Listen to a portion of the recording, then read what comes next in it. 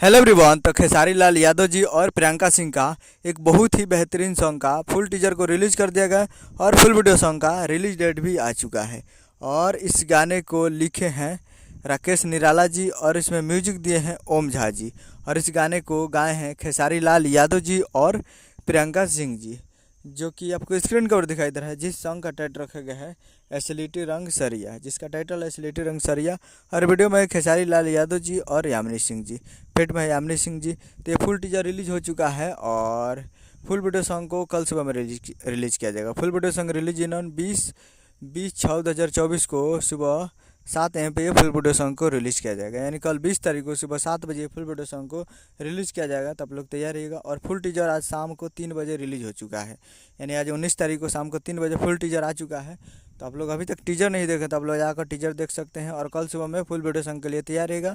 यसी films present Bhojpuri YouTube पे, यसी films present Bhojpuri YouTube channel पे कल सुबह में फुल वीडियो सॉन्ग के लिए तैयार रहेगा सुबह 7 बजे। और फुल टीजर नहीं देखें तो यसी फिल्म्स पे जाइए और फुल टीजर को देखिए और प्यार दीजिए। उम्मीद करूँगा वीडियो से चैनल सब्सक्राइब लगा ताकि यादव जी के लेटेस्ट मिलाते रहे। मिलते हैं अगले वीडियो में। जय हिंद, जय भोजपुरी।